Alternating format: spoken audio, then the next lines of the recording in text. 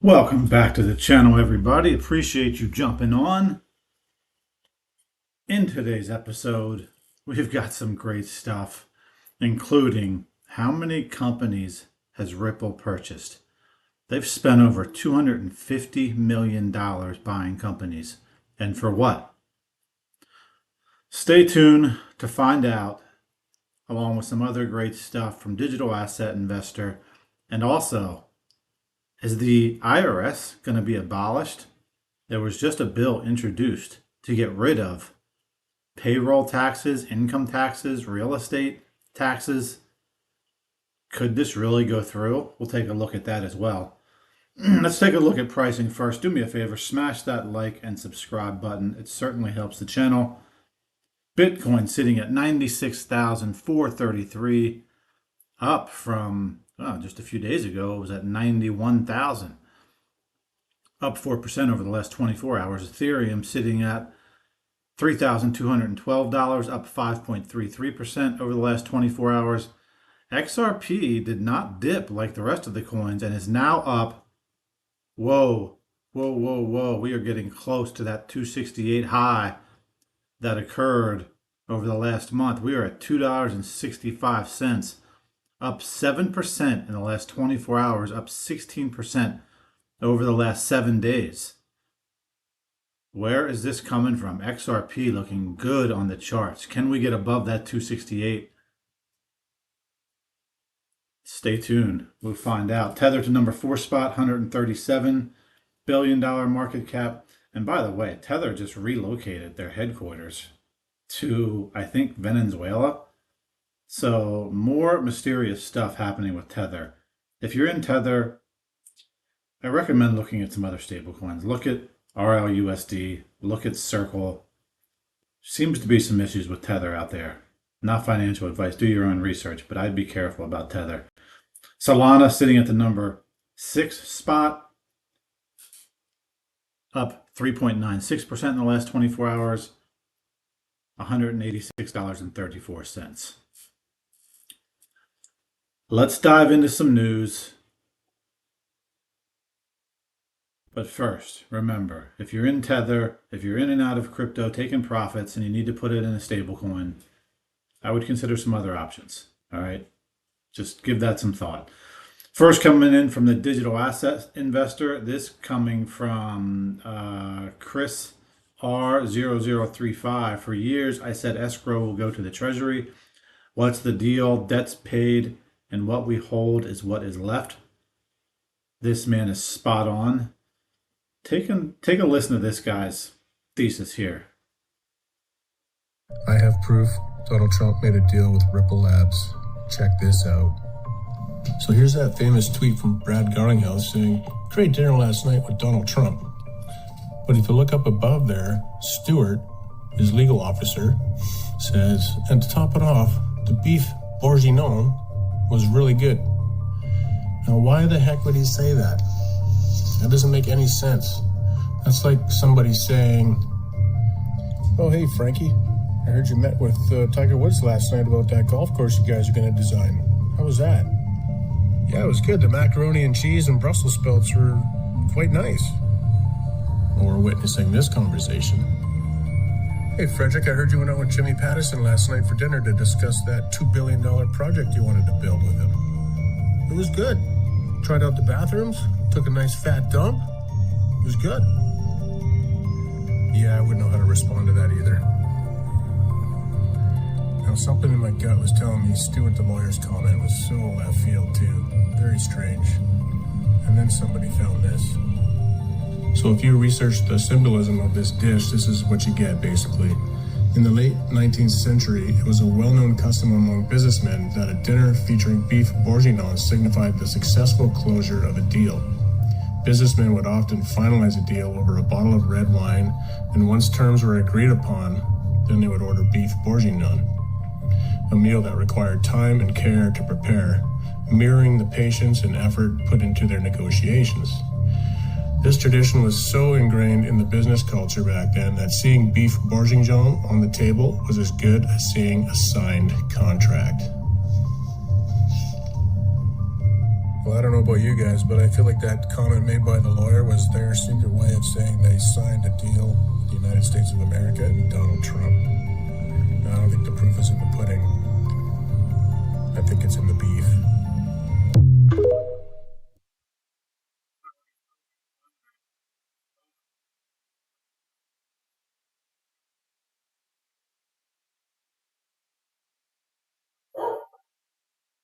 Coming in here.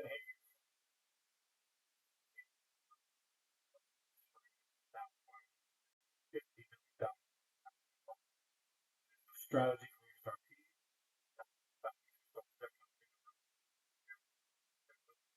take a thing. Dang. It all comes down to tokenization and how banks will leverage blockchains in the coming years. I'll cover two acquisitions in particular that position Ripple to seize this opportunity. What is the first component of this strategy? Medico acquisition. Banks can now give their customers access to crypto products via Ripple's custody services. Already banks like Citi, HSBC, BNP, Paribas, and others using this platform. But what is their strategy once banks are onboarded into these custody services? The second says standard custody acquisition. Banks will be able to tokenize assets on the XRP ledger. RLUSD is just Ripple's first tokenized asset. Soon, Ripple will begin to offer tokenization as a service to banks. Most people are misunderstanding the next step in the strategy, though. He says now they will expand those tokenized assets across the entire on-chain economy. If the assets leave the XRP ledger, what was the point of this all? He says Ripple's strategy here is to turn the XRP ledger into the tokenization hub for banks worldwide. With this, they can add fee mechanisms from tokenization that are far more profitable than transaction fees. The future for XRP is transaction fees plus tokenization fees. Ripple bought my first company that was focused on interoperability. With my current company, Omni, I want to support the XRP ledger's opportunity to expand banks' tokenized assets and across all chains. This is 100 times opportunity this cycle, and we are laser focused on it. He says you are early right now. With the incoming Trump administration, the pace of progress is about to accelerate substantially. Follow me for more insights on Ripple's strategies as I continue to meet with their leadership to explore how we can collaborate. So pretty huge stuff there from Austin King. And he would seem to be spot on with the companies that Ripple is purchasing and how they're going about things.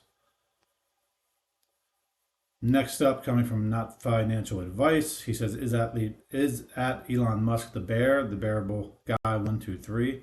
Take a listen to his theory here and let me know your thoughts in the comments.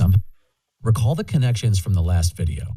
Elon's significance in the world of online payments as his 1999 startup X.com went on to become PayPal in 2001. He tweeted he can't say anything about his favorite meme, only that it involves a bear.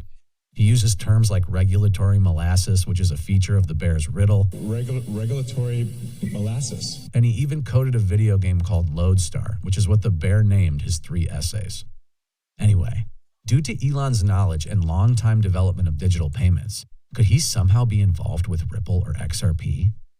We know about his alleged wallet on the XRPL, but check out what he posted on Christmas, Bearable Guy 123's favorite holiday. Himself as Santa Claus in front of the Christmas tree. But do you see it? The not-so-subliminal and very distinct XRPX staring at us in the face? The XRP logo isn't a typical X in the first place. It's like vertically mirrored, curved, rounded out V's. And there it is, perfectly represented by the decorative Christmas garlands. Not to mention the lights have subliminal Ripple logos in them as well. I mean, seriously, go try and find a picture somewhere else on the internet that subliminally hides both the exact shape of the XRPX and a Ripple logo. And even if you do, realize this one comes from the most innovative man in the world who's been working on online payments for over 2 decades.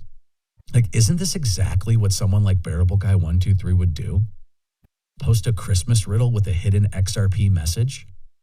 But I don't know. I mean, if Elon really was the bear, he probably would have hidden the word perseverance in there somewhere. which he didn't. But you know what he did do a few days ago? He live streamed himself playing the video game Path of Exile 2 on X, where he announced the creation of his new character. What did he name him? Perseverance. My handler's Perseverance. He named him Perseverance, you guys.